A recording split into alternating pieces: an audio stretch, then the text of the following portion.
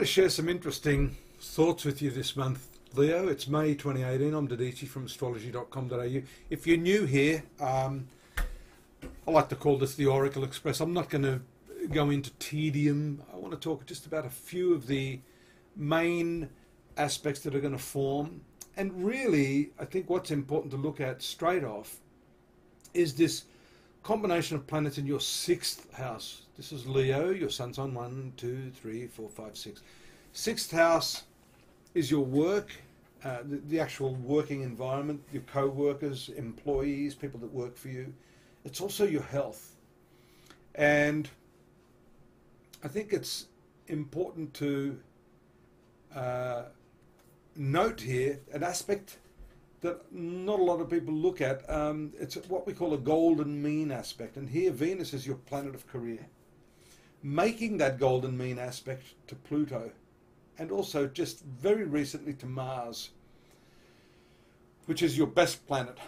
So there's definitely a sense that you can put all your energy into your work now.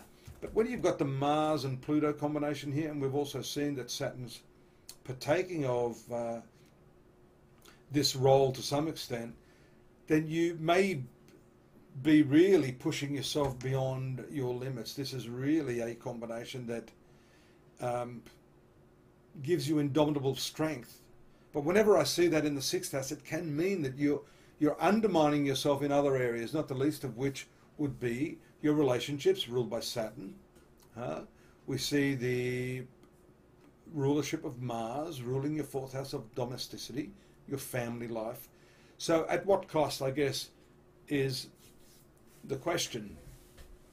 We notice here that the month starts with a strong, well, it's just after the full moon here, but that's also accentuating this fourth house stuff. Let's get the animation going here so we can see what's going on for you. I don't want to confuse you too much. These aspects here do show us, keep your eye on Mercury, Uranus, Mars here, which will move out around the 4th. Serious work here going on with the conjunction of Moon and Saturn. Moon then comes to the conjunction of both Pluto and Mars, the 6th, and that can make you rather hot-headed. You see this number of very tight square aspects, right angles to these planets. 6th house, 9th house, Mercury, communication, unexpected communications. This could be foreign communications if you're in business with people overseas. This is also, to a large extent, legal matters, spiritual matters. You can have divine insights at this time. Now, some of these insights may not work to your advantage, really, because, you know, the spiritual side of things anyhow, sometimes when we have those spiritual epiphanies, it means sacrificing something, as I said earlier.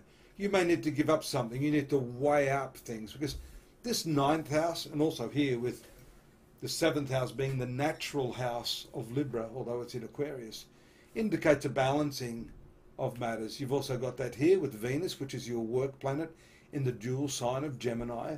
So that can give some indecision. So choices that have to be made here may not be easy, and they could affect your health. You see here towards the middle of the month, as we get to it, some big changes. Look, Uranus here, for you, this is very significant, Leo. Uranus, the planet of unexpected happenings, moving up here into your career sector. Moon and Neptune, the idealistic twins, in your 8th house of shared resources and money, making its way up here.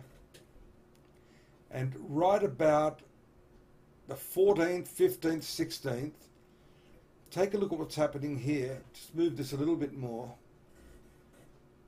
You'll see some, there it is. Mercury first moves in to make its way over to the Sun. Now, whenever the Sun is transiting this 10th house of the horoscope, your career, great things can happen in your work. So there's no doubt you're going to have opportunities right now. On the 13th, when Mercury moves in here, it starts a cycle of intense communication. Mercury rules your finances, so it's again about money, about getting what you think you deserve in your work.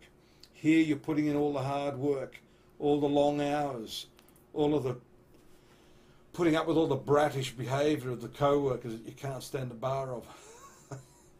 And here your mind and your emotions are affected because the moon is in conjunction with Uranus. But then the big shift is this one here, Uranus moving into this area of your career, and at the same time as that new moon just there in your career sector on the 15th, 16th. Big changes happening. Look at that. The sun in there, that's your ruling body. Sun is the ruler of Leo. Then you've got Mercury transiting into that area. Then, 84 years it takes for this planet to shift around here. We'd have to say that there's something significant going on with that. This is also, in the modern form of astrology, the ruler of your marital affairs and also your business partnerships moving up here.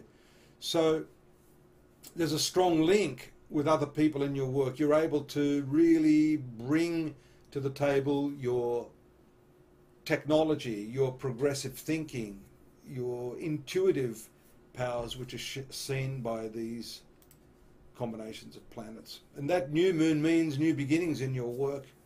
Here's a nice one for you after the middle of the month. A shift of the moon into the social area, making contact with very sociable Venus. And then I mentioned also Mars giving you the dynamic energy to make contacts with other people. This can often be a problem for other star signs, being in the 7th house of marriage, but for you, I get the feeling this is going to work well for you. It's your lucky planet. Brings luck in relationships, business partnerships, so on and so forth. Sun also moves out of this area around the 22nd, 23rd into the 11th house of financial gains and the fulfillment of one's own personal desires. So this is not just a sociable aspect. We see there the Sun bringing with it opportunity. Again, your ruler moving through these different sectors of the zodiac are very nice. A triangular aspect there in the 3rd house from the moon to your ruler is great for communication, short journeys, learning new topics, etc. And then a thoroughly pleasant combination of planets on the 26th, 27th, as the moon moves into your 4th house of domestic affairs. A little bit of a challenge there. You may have differing opinions with your partner as the right angle takes place there to Mars. Bit of impulse, be careful of that. And then finishing up the month here where it was when we began, 5th house of love affairs, creativity is strong, especially the full moon taking place there on the very last day of the month in your 5th house of children, love affairs and creative intent. I hope that helps. It's very, very skimmy. You can get more though at astrology.com.au. That's where I have the detailed analysis of the year in focus, the month in focus, and you can get your daily readings along with any personal sessions that you'd like to have with myself or any of our other practitioners. Hope to see you there. And again, next month, same time, same channel. Bye-bye now.